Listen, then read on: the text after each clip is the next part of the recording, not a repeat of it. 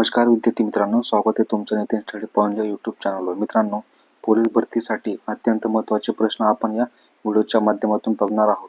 मित्रांनो, व्हिडिओला पूर्ण पहा जेणेकरून सर्व प्रश्न तुम्हाला व्यवस्थितपणे समजेल आणि तुम्ही जर चॅनलवर नवीन असाल तर चॅनलला सबस्क्राईब करून घ्या, जेणेकरून असेच इम्पॉर्टंट व्हिडिओ तुमच्यापर्यंत पोहोचत राहतील।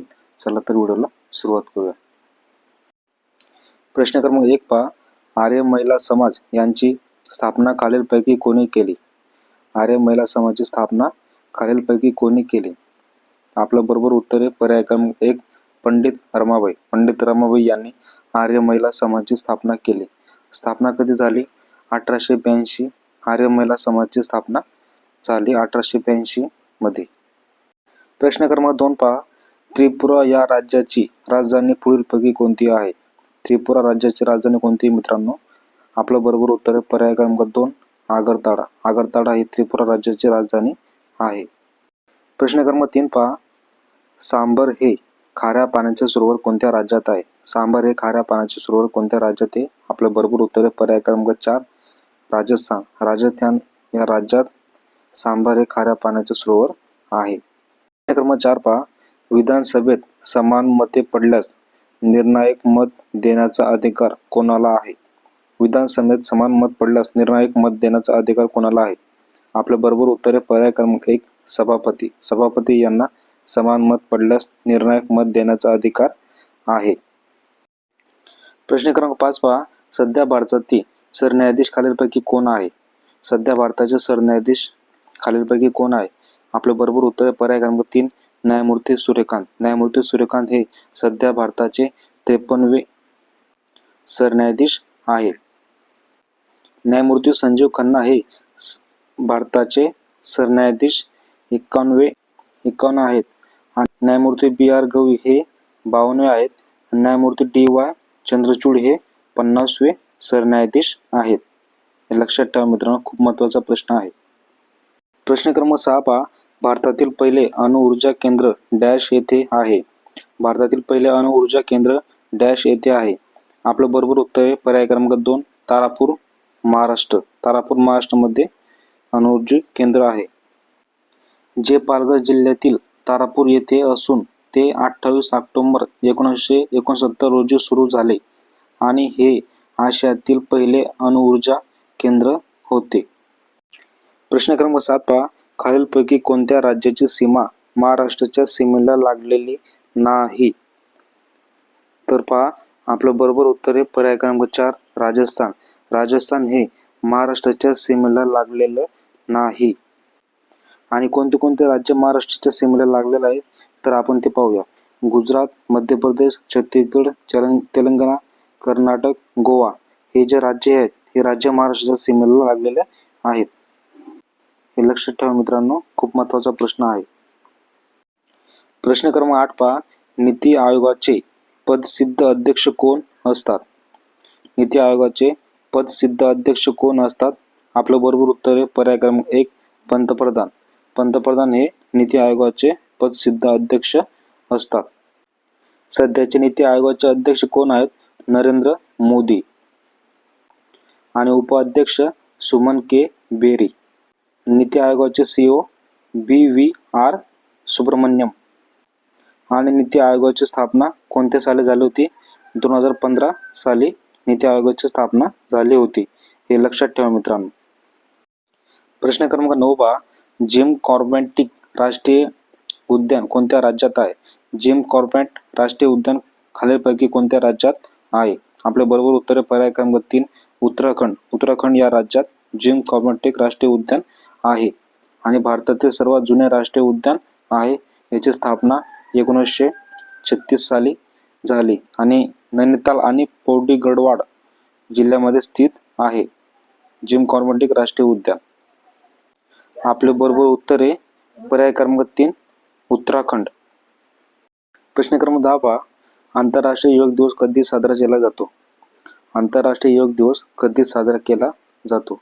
आपलं बरोबर उत्तर आहे पर्याय क्रमांक 1 21 जून। 21 जून आंतरराष्ट्रीय योग दिवस साजरा केला जातो।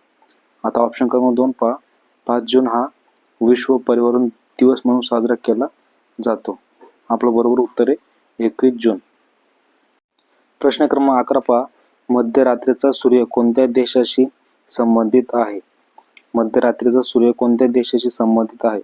आपलं बरोबर उत्तर आहे पर्याय क्रमांक 4 नॉर्वे. नॉर्वे या देशाशी संबंधित आहे. नॉर्वे या देशाची राजधानी ऑस्लो आणि चलन नॉर्वेजियन क्रोन हे लक्षात ठेवा मित्रांनो. प्रश्न क्रमांक 12 पहा. नोबेल पुरस्काराची सुरुवात केव्हापासून झालेली आहे? नोबेल पुरस्काराची सुरुवात केव्हापासून झालेली आहे? आपल्या बरोबर उत्तर आहे पर्याय क्रमांक 2 1901. 1901 साली नोबेल पुरस्काराची सुरुवात झालेली आहे. नोबेल पुरस्काराची स्थापना 1895 मध्ये स्थापना झालेला आहे. आणि नोबेल पुरस्कार कोणत्या क्षेत्राशी दिला जातो? भौतिकशास्त्र, रसायनशास्त्र, वैद्यकीय शास्त्र, साहित्य, शांतता आणि अर्थशास्त्र या क्षेत्रांमध्ये नोबेल पुरस्कार दिला जातो. प्रश्न क्रमांक 13 पहा. महात्मा गांधी यांनी सविनय कायदेभंग चळवळ कोणत्या वर्षी उभारली? सविनय कायदेभंग चळवळ कोणत्या वर्षी उभारली? आपलं बरोबर उत्तर पर्याय क्रमांक 3 सन 1930. 1930 साली महात्मा गांधी यांनी सविनय कायदेभंग चळवळ उभारली. कधी? 12 मार्च 1930 रोजी साबरमती आश्रमातून दांडी यात्रा पर्यंत मिठाचा सत्याग्रहाने सुरू झाली. ठीक आहे. प्रश्न क्रमांक 14 पहा. महाराष्ट्रातील आद्य क्रांतिकार पुढीलपैकी कोण आहे? आद्य क्रांतिकार पुढीलपैकी कोण आहे? आपलं बरोबर उत्तर पर्याय क्रमांक 3 वासुदेव बळवंत फडके. वासुदेव बळवंत फडके हे आद्य क्रांतिकार आहेत. प्रश्न क्रमांक 15 पहा. युवक दिन कोणत्या दिवशी साजरा केला जातो? युवक दिन कोणत्या दिवशी साजरा केला जातो? आपलं बरोबर उत्तर पर्याय क्रमांक 1 12 जानेवारी. 12 जानेवारी या दिवशी युवक दिवस साजरा केला जातो. प्रश्न क्रमांक 16 बघा. राम गणेश गडकरी या कवीचे टोपण नाव काय आहे? राम गणेश गडकरी या कवीचे टोपण नाव आपलं बरोबर उत्तर पर्याय क्रमांक 3 गोविंद ग्रज. गोविंद ग्रज हे राम गणेश गडकरी या कवीचे टोपण नाव आहे. प्रश्न क्रमांक 17 पहा. आर्थिक आणीबाणी याच्या संबंधित कलम कोणते आहेत? आर्थिक आणीबाणी याच्या संबंधित कलम कोणते आहेत? आपलं बरोबर उत्तर आहे पर्याय क्रमांक 3 कलम 360. कलम 360 हे आर्थिक आणीबाणीसाठी संबंधित आहे. प्रश्न क्रमांक 18. भारतीय पठारावरील कोणती नदी पश्चिम वाहिनी आहे? भारतीय पठारावरील कोणती नदी पश्चिम वाहिनी आहे?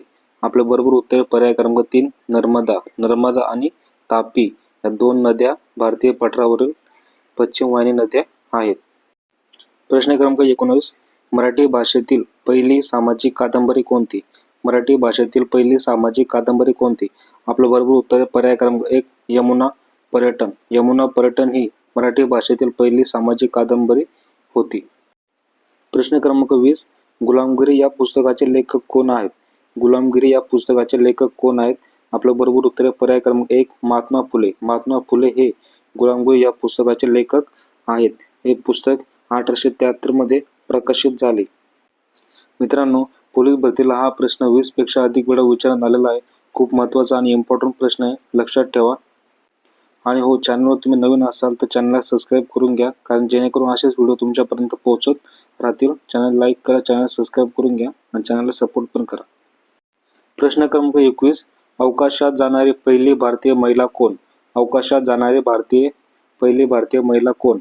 आपल्या बरोबर उत्तर पर्याय क्रमांक 2 कल्पना चावला. कल्पना चावला हे अवकाशात जाणारी पहिली भारतीय महिला आहे. प्रश्न क्रमांक 22. सत्यार्थ प्रकाश हे पुस्तक कोणी लिहिले? सत्यार्थ प्रकाश हे पुस्तक कोणी लिहिले? आपलं बरोबर उत्तर पर्याय क्रमांक 2 स्वामी दयानंद सरस्वती. स्वामी दयानंद सरस्वती यांनी सत्यार्थ प्रकाश हे पुस्तक लिहिले. सत्यार्थ प्रकाश हे पुस्तक 1875 साली लिहिले. स्वामी दयानंद सरस्वती यांनी.